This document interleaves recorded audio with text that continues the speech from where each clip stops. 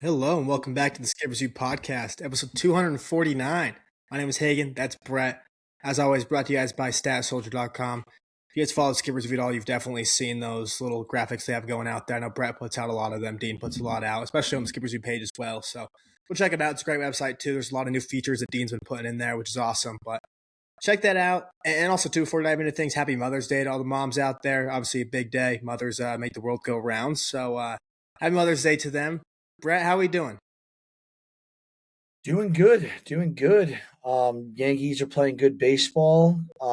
Carlos Rodon's back to the mound. We'll talk about that later. But overall, like you said, happy Mother's Day. We got beautiful weather here in Indiana, and another successful baseball weekend. How are you? How was your? I know you had a family party before this. Did you have a good weekend outside of that? Yeah, I mean, it's been good. I mean, the weather's been nice. It's about to be 90 here tomorrow in Salt Lake. So it's turning into summer weather here pretty quick, but can't complain. It's also nice for golf weather. So men's league first week of that happened. The scoring wasn't great, but it's good to be back for golf every week. Dude, I need to get out on the course sooner than rather than later. But yeah, it's baseball season. Why don't you kick us off? Let's start with probably the team that's having the best weekend and the best couple of weeks, Chicago Cubs.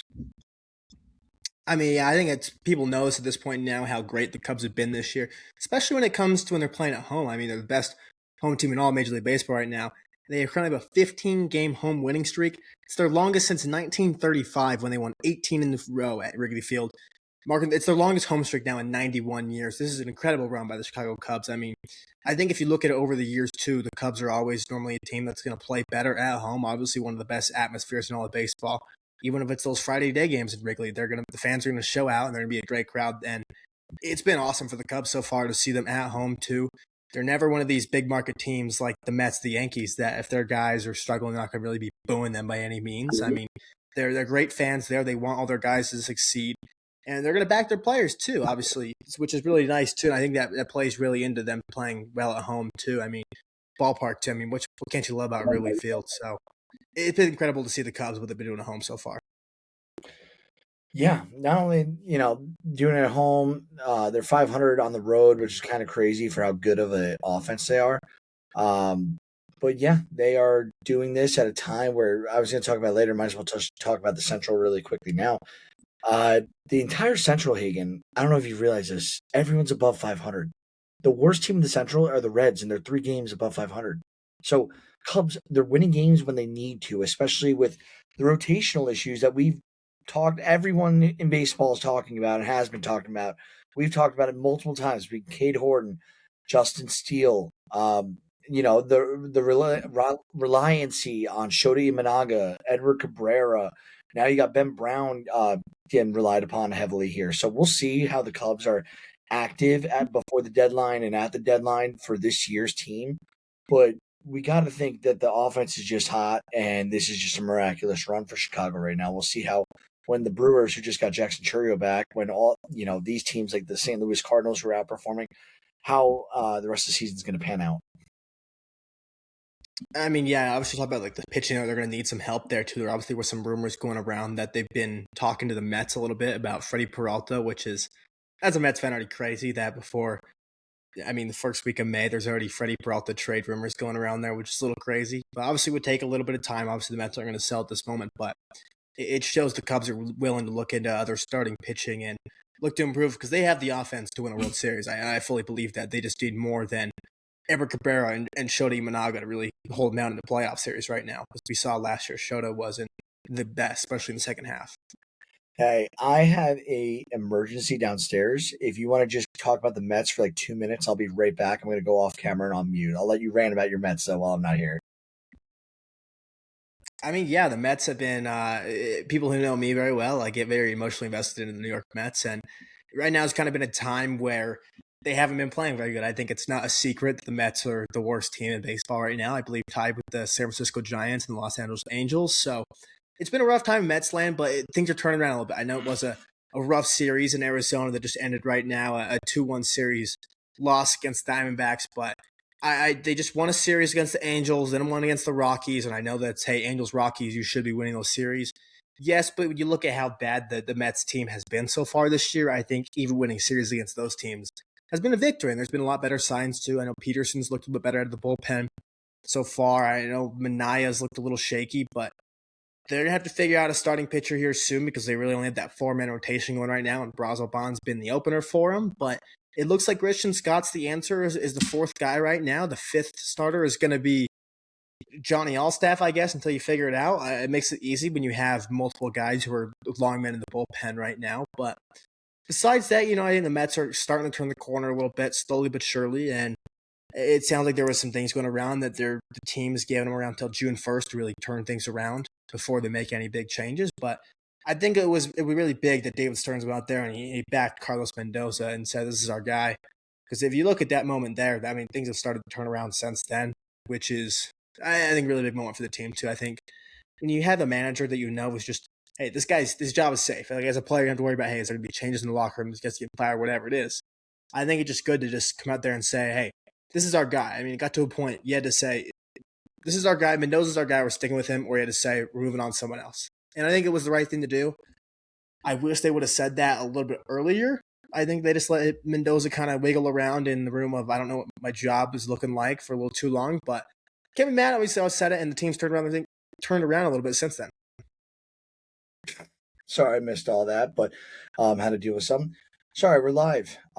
Let's move on off the Mets, though. And whatever you said, I'm sure frustrations are high in New York right now.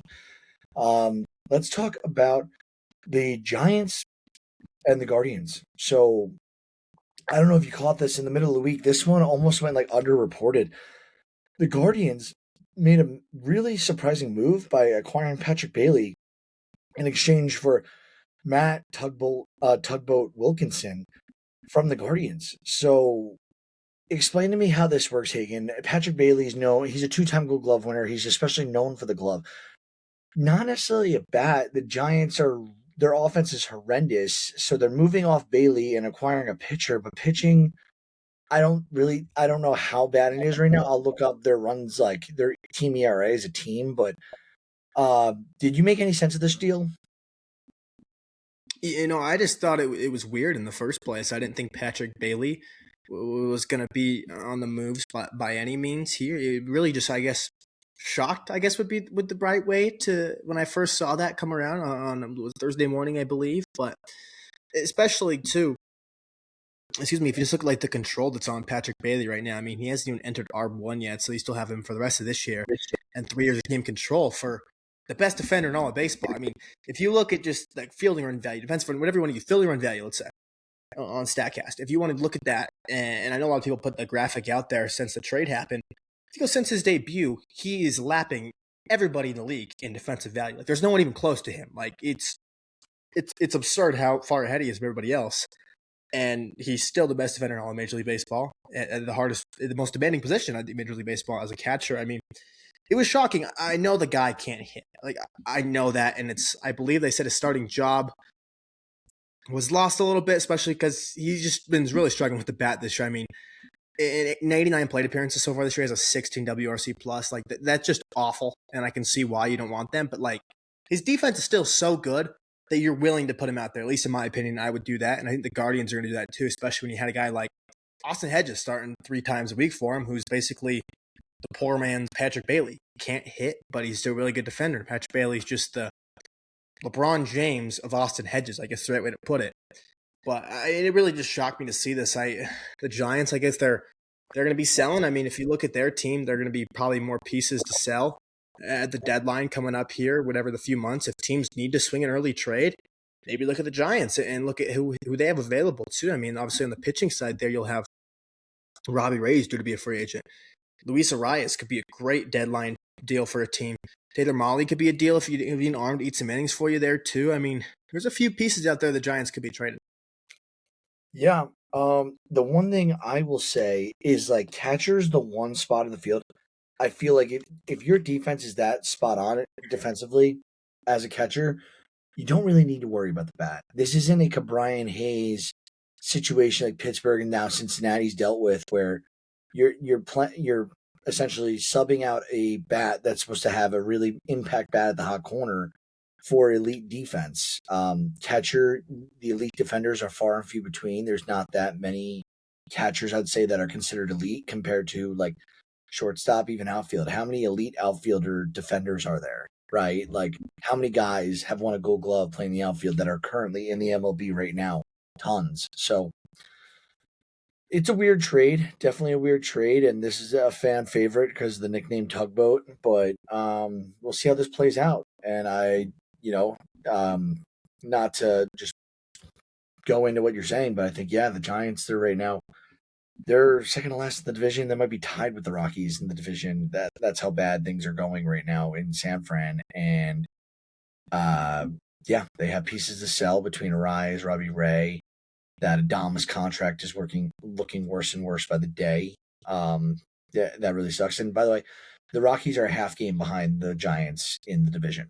So that's the same thing. Like, everyone who's been paying attention to baseball, Rockies have not been that good recently, as of late. So we'll move on. Let's move on to a different West Coast team, different West Coast player. Opposite going on, though. Nick Kurtz has been hot, to say the least. 34 games in a row that he's gotten on base. This is as of today. His 34 game active on base streak is the longest in the MLB this season.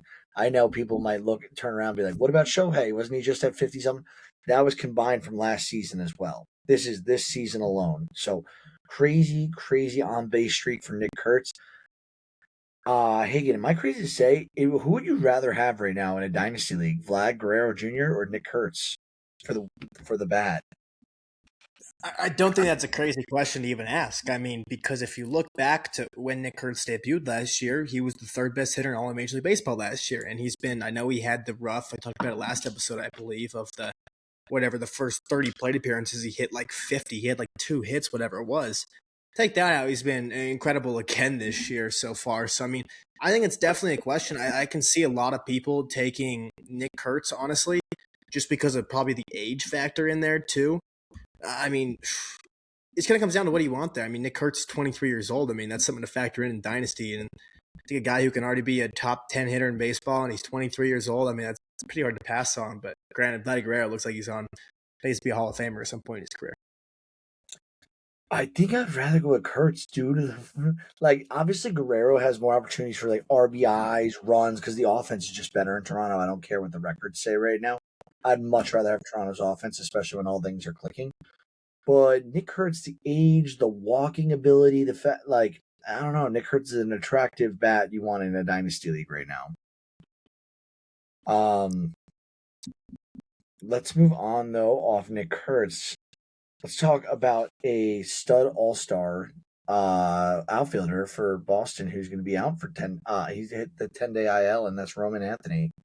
Right wrist sprain. This is retroactive to May 5th, so 5 days ago. Boston's in a tough spot, Hagen. Garrett Crochet's on the IL. Roman Anthony's on the IL. They're in last place in the division. Things aren't looking great. They just fired their manager.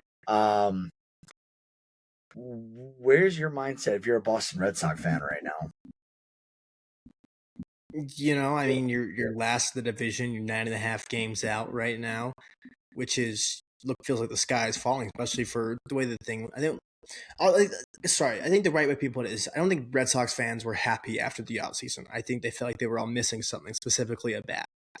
And I think even after they didn't get a bat, they were like, all right, that sucks. We still needed that, but no one thought that. I don't think anyone thought they were going to be this bad of a baseball team, have Cora fired this early. I mean, that was almost a month ago at this point, honestly. The Cora's been fired 3 weeks ago, whatever it was. I mean, it's already starting to fly by a little bit now, but you got to look too. I mean, look in the wild card standings. Like, I know you're 9.5 back in the division. Look in the wild card standings. They're 2 games back. I mean, like, the White Sox and the Rangers are in the wild card right now if the playoffs ended today, and they have a 19-21 record. It's the American League right now. Like, they'll be fine. They'll have time to make their ground back up. It sucks right now that you lose Crochet and Roman Anthony at the same time, but I don't think the sky is falling in Boston yet. I think the ship is starting to settle a little bit, as someone from the outside perspective would think. Yeah, I don't want to be the negative Nancy, even though I would love to be, considering it's Boston. But if you look at the runs scored, runs allowed, they're almost 500 in that department. They've put up 156 runs. They've allowed 168. So you figure if the pitching improves a little bit and the offense gets going a little bit, they're going to be scoring more than they allow, and that will certainly get them back into the playoff race.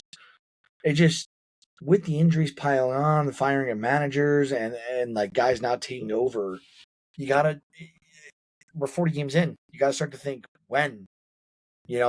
Like sooner or later we're gonna be at the halfway mark, and that's only at 81. That's 40 games away. That's a month and a half, 2 months away from, and it's like, when is this going to happen? And now you have Roman Anthony and Garrett Crochet, arguably your two most talented players on each side of the baseball, injured right now. So we'll see. We'll see how Boston bounces back and what they're able to do.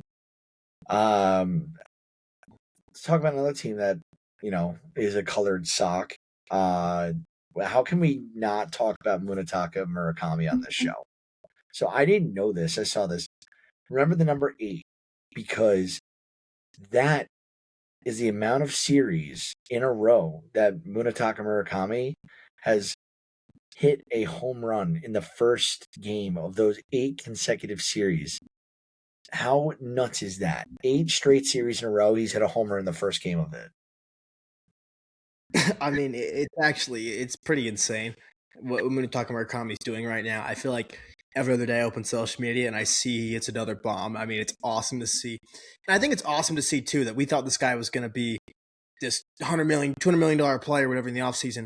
He ends up on the White Sox. And it kind of was like, damn, the industry, like the GMs, the guys who were the smartest people on earth in their jobs, didn't think this guy was worth that money. He goes to the White Sox on a deal. And now it's awesome to see him on the White Sox doing this. I mean, this team it's just his fan base has gone through so much recently. This team was the worst team ever a few years ago. I mean, just to see them, you have a guy like this, and you start to wonder too. I know the deal. I believe it's not a 1-year deal, but I mean, you could look at we're talking about Murakami and look at him at the deadline coming up and saying, hey, the White Sox could get a pretty damn good package for him. I know he's got that 2-year deal going for him. It'd be $17 million next year, but this guy could get you a pretty good package at the deadline, especially with the control that he has for a guy. I mean, like we saw last year, how many guys hit 30 home runs at the deadline, 40 home runs at the deadline, and got traded? I think Gino was the first one ever. We can see a second one this year. I'm going to talk about Murakami. Yeah, I agree. I think that they could either fetch a pretty trade price for him for a team that really needs offense for the playoffs. Philly, New York Mets. the Mets, Philly. I think.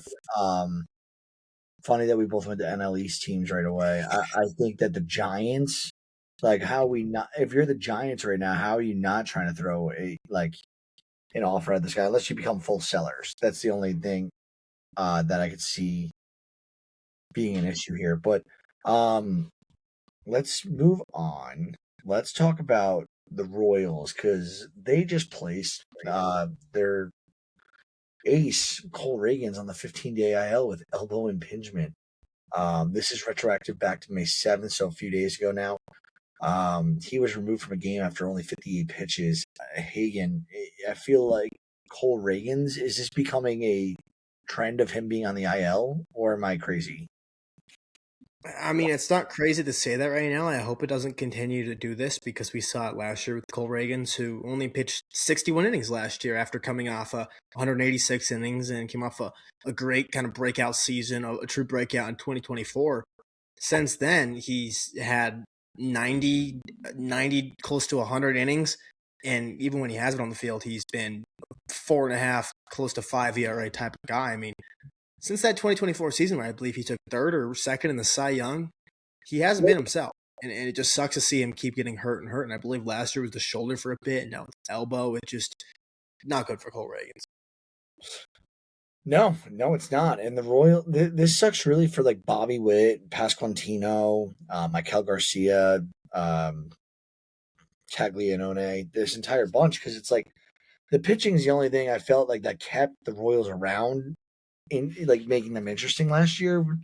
And I feel like the only way they make a serious playoff run is with the pitching. They're in 3rd place in the AL Central. They're 2 games below 500. No bueno at all. And finally, last thing for the hot corner before we jump into our divisional roundup, the Dodgers, of course, did. I should say this is more the Tyler Glasnow annual IL stint. Tyler Glasnow lands on the IL due to lower back spasms. This sucks. Like Tyler Glasnow is objectively a fun pitcher to watch, and he's very good. I just feel like every single year he has some sort of stint on the IL for some reason or another. Um, but I'm happy to jump into the divisional roundup unless you want to talk about Glass now for a second. I was just gonna say too. I mean, Glass now goes in the IL, and the move back is Blake Snell is coming back. He's just gonna be right back in the rotation. So we know the thing with Glass now. Obviously, he gets hurt a lot, but the Dodgers are hoping for October and get him looking great because Glass now was looking phenomenal so far this year, and now you're getting Blake Snell back. So the Dodgers, whenever a weapon goes down, they're just gonna add a weapon right back. So Yeah. Um. No. Yeah. Well said. Um. Okay. Let's jump to the divisional roundup. Is there a specific division you want to start with? yeah, I'll just start with the National League East now, just to put this down here, but. I just want to say real quick again, the Atlanta Braves, they have the best record in all of Major League Baseball right now, and they have a 9-game lead on everybody in the division, which is insane right now. I mean, this would be a big collapse if they blew this but the way the National League East teams are playing and the Braves playing right now too, this could be a 15-game lead. I know it's probably not likely, but middle of June, this could be a 15-game lead if they keep this up and their teams aren't really playing great, which is crazy. They could just run away with this division and already win it already. So I think that's incredible too. And they also have the best run differential at plus 86 in Major League Baseball right now. That's the best one by at least 13 runs. I mean, it's been great right now for the Atlanta Braves to see them do that. And even too, I think like Matt Olson too.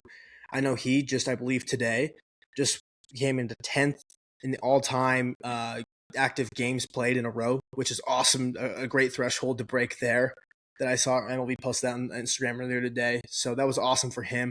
And he's back in the MVP conversation.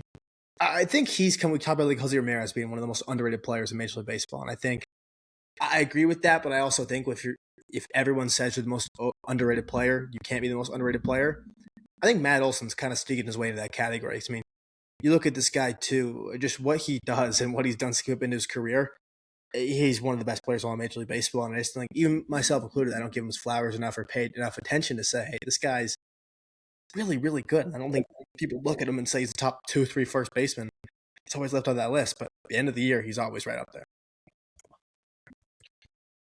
Yeah, speaking of one of the best players in baseball, I'm going to jump to the AL East because I want to talk about the Rays. I like the Rays were not a team that we thought were going to come into the season and do anything just because Toronto looked like a juggernaut. The Yankees have been a juggernaut, and I don't care what anyone says. Like they have been. They have objectively been a very good team the last few years. And then you have the Orioles, who again have this young crop of very talented players. Where it's like, and they made some ads. They went out and got Helsley. They went out and added Taylor Ward, who's right now third in the league in OBP. They went and adapted and got guys. They brought guys up. Now that like Rutschman's looking better than he did last year. Samuel Basayo is looking great. They have a lot of weapons, and that doesn't include Gunnar Henderson and Holiday if he ever really hits to it, his potential here. The AL East, though, is considered a gauntlet. The Rays are leading that gauntlet. They're 13 games above 500. They're 14-4 at home right now in Tampa. I thought this was kind of notable because their away record is 12-9. So, but the Rays are getting it done, and it is incredible to see. And obviously, Junior Caminero, who is a dog, has a lot to do with this Rays team and where they're at. So if we just quickly look, I'm pulling up Caminero's stats. Let me know when you can see my screen. Here we go. Are you able to see it? Yes, sir. There we go. Caminero is, he's batting 252. He's got 824 OPS with 18 ribbies. He's got 10 bombs already on the year. How old is Caminero? I think he's 24. I believe he's 23. 23 years old. And this guy's coming off a season last year where I think he had Do you know how many bombs he had off the top of your head last year? It was something absurd. 41 or 42, I believe. I think it was 42. Now that you say that, so when I go, I'm checking out his career stats real quick. He had 45 home runs last year, Hagen, and 110 RBIs as a 23-year-old. Unreal, unreal stuff from Caminero. And I think we're looking at like we always like to look far and ahead. I think this guy's the next all time, like not all time, but he's the all around superstar the league is going to have here once the Judge Otani era is kind of done. I It, mean, he could definitely be in their contention there. I mean, he's just for what this guy's doing, for how good of a player he is. Like, I think he got down ballot MVP votes last year, if I'm not mistaken. And the dude was at 22 years old last year. I mean, this dude at 22, that guy hit 45 home runs out the he's best pitchers in the world. He's 22 right now. So he did that as a 21-year-old. We are off on his age. He's got, dude, I mean, 22. this guy's doing that, and at 22 years old, I'm talking about him on a podcast, talking about a kid my age who's hitting 45 home runs, and this is, I think, his fourth season. He's playing in Major League Baseball too, which is already insane. Dude, like, think about it. If you add 4 years to him, 26, he'll be like in the beginning of his prime. Who right now do you feel confident in 4 years will be the best player in baseball outside of Junior Caminero? And you got to think Bobby Witt is going to be Bobby up Witt Jr.'s got to be the number one for sure. there. Vlad might be up there, but he's going to be 30. Nick Kurtz, if he can keep the bat up. Roman Anthony is probably one of those guys people would take too.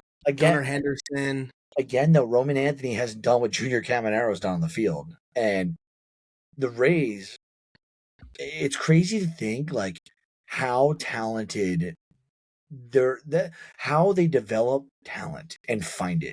Because if you look, and they had a player who obviously did horrible things off the field. He's not on their roster anymore. He'd be a 25-year-old, I think, right there with them, or 24 years old. This is crazy how they identify these guys. And the thing that sucks is I think when it comes payroll time, they're not going to be able to pay this guy for a big contract, but get the most use out of him as you can now. I would, be doing my absolute best. Has Junior Caminero signed a contract extension off the top of your head? No, he has not signed one, but I believe obviously with the new owner, they know they can raise their payroll a bit. So I bet that's probably priority number one is to try to get an extension done with this guy. Yeah, and this is back in February. Junior Caminero is open to a long-term contract extension with the Rays. Like, get this done if you're Tampa Bay. Like, this is a sell the team if you don't get it done type situation with Junior Caminero. He's that good. But let's keep moving on. Outside of the three teams I mentioned, Toronto, Baltimore, Boston, they're all below 500. So that's it for the AL East. Let's jump. We talked about both Eastern divisions. What's the next division you want to knock out? I mean, the AL Central, you have it on here too. It's the same thing as always, that no teams above 500. The division of just mid, of bad. I mean, that's the best way to put it. Even if you want to take, like, they're all so close too. Like, they're all within 2.5 games of each other, which is even funnier. There's not like a single team that's awful. And even too, if you want to go by like run differential, all these teams are within 15 runs of run differential. The worst being the White Sox at -14, and the best being the Tigers at +1. So this is the typical AL Central that just whatever team you think is going to run away with the division, it's always going to run the last week of the season. Yes, there'll be a couple teams that will falter and fall through a little bit, but it's going to be it's going to end of the season. It's going to end at the very end of the season for this division. Yeah, I don't really have much on the AL Central. Like the AL Central, I'm not gonna lie, it does bore me. There's plenty of talented players in the AL Central. They don't have any teams that are put together to be considered serious contenders for a World Series trophy. That being said, it's baseball. It's random. Anyone could win. Like the Royals won it back in 2015. The White Sox have won one in my lifetime. The Twins have not. I'm trying to think. The Tigers have made it interesting a couple of years now. Back with the Scherzer Verlander run, and now obviously they got Skubal. But yeah, this is overall a lackluster division in my lifetime, which sucks. The trend keeps continuing.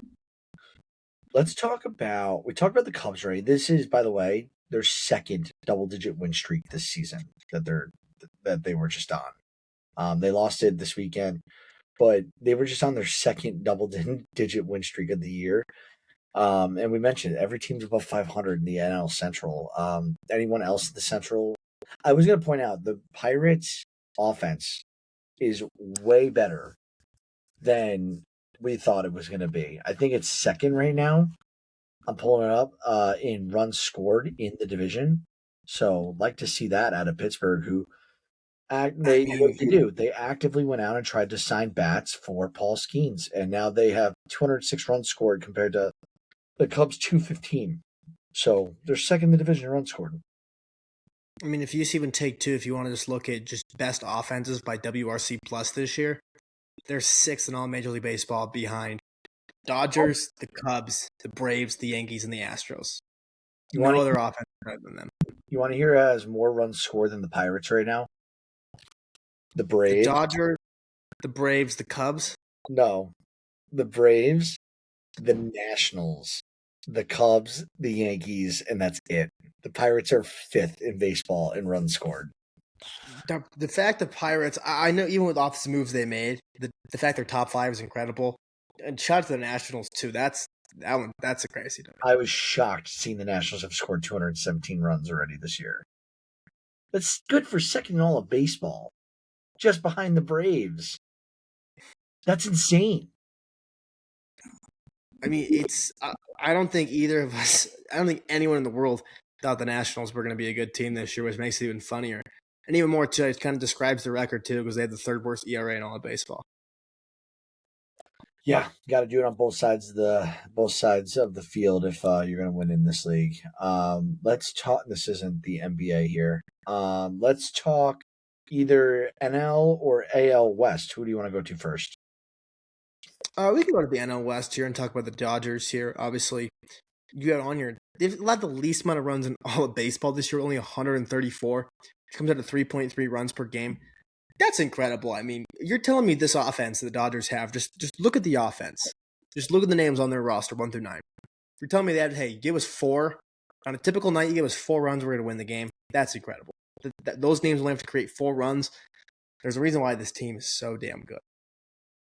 Yeah, they're letting up, like I put here, 3.35 runs per game. That's crazy considering a lot of starters ERAs are over 4, meaning they're allowing 4 earned runs per game every time they start. So Dodgers are getting it done defensively. Offensively, I had a tweet that actually sorry, I got something in my head that banged this week, and I put it up. It was a graphic that literally, I just want to find the dates so people can understand how recently an activity this was. This wasn't like a week and a half ago. This was just a couple days ago. But essentially, and here we go. I'm going to pull this up. Let me know when you can see my screen. I pulled up the top players in WAR across the league, and as of right now, you have 2 Dodgers that are in the top 10, and neither of those names are Shohei, Mookie Betts, Kyle Tucker, Will Smith, Freddie Freeman, or Teoscar Hernandez. It's Andy Pajas and Max Muncy who are getting it done for the Dodgers right now. That's insane. That they like that none of the homegrown guys. I think actually Muncy, he wasn't homegrown, right? He came from somewhere. He was DFA'd and then by the Oakland Athletics, and then Dodgers claimed him, 2017, I believe. 2016, maybe. Actually homegrown because before then. But Max Muncy and Andy Pajas, top 2 guys for the Dodgers in their ball club in WAR right now. I just thought that was a crazy stat. Let's talk about the AL West, because this is probably the most concerning team for a contender that was out here. So the Houston Astros, they're in last place in the division. They are 16-25, so almost 10 games below 500. They are first in runs scored in the division with 196 runs. We were just talking about the Pittsburgh Pirates, who, 206 gets them in for 5th in the league. So Houston's a little bit behind Pittsburgh, but the runs allowed, they've allowed 230 runs. It's 5th in the division right now. 5th. They are last in runs allowed this season. And then if you look at overall standings, in terms of the league, where do you think they are at for runs allowed across all of baseball? I mean, just with the way the pitchers they have right now, it's got to be bottom 5. They're number one, 230 runs allowed. And you know who's tied with them at the top? The Nationals. So the Nationals have the most runs scored in the first runs allowed. Wild season for Washington. I mean, if you just look to like on the Houston side of things, it's just like a big reason why they get so many runs. Like just their pitchers on the IL right now: Ronel Blanco, Hunter Brown, Tatsuya Amaya, I believe is about to come back. Christian Javier, Brandon Walker, Hayden Wesneski, Josh Hader hasn't pitched yet this year at all. Then you look at their offense. They just lost Correa for the year. Payne has been out for a month now. Yanner Diaz just went on the IL right now for a strained oblique. I mean, look the rotation right now. Mike Burrows, who's supposed to be like their 5 coming into the year, he's probably the most reliable guy you got right now. Like him, Arrighetti, who knows what you're going to get from him when he's on the mound. K-Wei Tang, he's in the rotation right now. Lance McCullers, if that guy's on the mound, I don't know what the hell you're going to get if he even is on the mound at any point. And then Peter Lambert, respectfully, who the hell is Peter Lambert? I've never heard of this guy before, and I keep up to date with a lot of baseball stuff. Never heard of this guy before, and he's in this rotation right now. Yeah, I only heard about Peter Lambert for the first time this year. But yeah, they're in trouble, and we talked about it preseason. We've talked about it on multiple episodes. Houston did not do a good enough job identifying arm talent for this season. Whether that was through the prospect system or going out and just signing a few arms, and there were plenty of arms. They could have easily gone Nick Martinez instead of letting him go to Tampa. And Nick Martinez came off a fantastic year with Cincinnati. 35 years old. What 35-year-old doesn't want to go play for Houston over playing for the Tampa Bay Rays right now? Who do you think at the end of the day gives you? And I know, easy to say, Rays are in first place, Houston's in last place. Preseason, anybody would have said Houston most likely will give you a better shot to get to the World Series title game. So, I blame Houston Astros ownership, mainly their president of baseball operations and their GM for not getting this done, because what a way to piss away a year of a healthy Yordan Alvarez who's mashing. Jose Altuve, Christian Walker, Isaac Paredes. You had Correa. You did have Correa when these decisions were made. I said Altuve, Pena, Yanier Diaz. Like, this lineup is a solid lineup, and their runs put up show that. It's literally the pitching department, and like, I know there is some light at the end of the tunnel. Josh Hader should be coming back sooner rather than later. But one closer who's more closer to the end of his career than the beginning is not going to solve all these issues. It's across the board and starting rotation wise that the issue is. I mean, yeah, and I like to point out too that just you've had Yordan Alvarez, who might be the best player in baseball to this point right now. Certainly up there in the MVP race. You look at him going after this year, you got him 2 more years after this year, then he's a free agent. Yeah. Time's running out. Yeah, exactly. We'll jump finally from divisional roundup to a couple things MLB news-wise, and then we'll do the last licks. MLB news-wise, there's only really 2-3 things since our last thing. Marcell Ozuna hit his 300th career home run. He's the 167th player in MLB history to reach that milestone. Guess what? Pittsburgh Pirates acquisition. He's playing outfield for them, and DHing. And then finally, the historic and famous manager Bobby Cox of the Atlanta Braves passed away this week. Hagen, thoughts on Bobby Cox being our resident NL East fan? You know, I honestly, it sucks to see Bobby Cox, and I've heard things about him, but way before my time, just growing up, only being 22 years old. So I honestly had no experience with Bobby Cox at all. Just besides, I knew he was just a famous old manager. Gotcha. Well, I'll say this. One, yeah, you need to get with your times because you didn't know that 70s show or Yoko Ono last episode, which was crazy sauce to me. But he won he's in the Hall of Fame, got inducted in 2014. He won the Manager of the Year 4 times, 85, 91, 2004, 2005. His numbers are tied in Atlanta. He's in the Hall of Fame for the Braves. 2 World Series championships, 1977 and 1995. If you remember the 1995 Braves, I'm looking right now.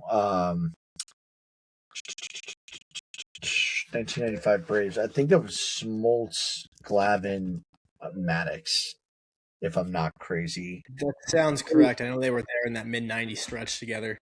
I'm quickly looking up.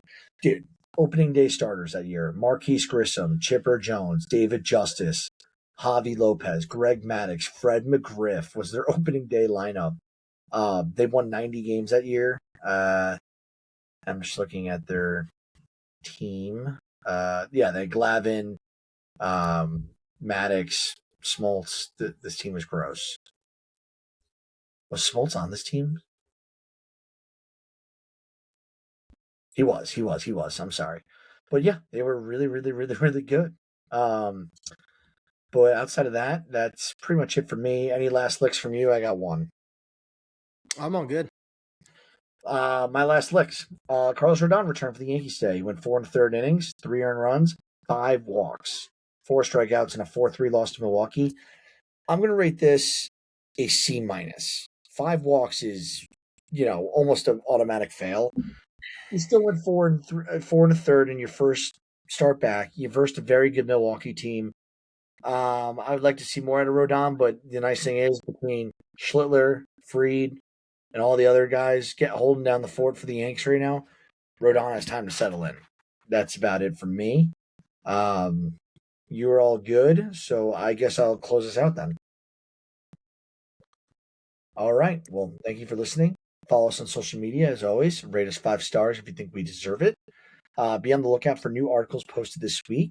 And we're out. Bye. Nice little 40.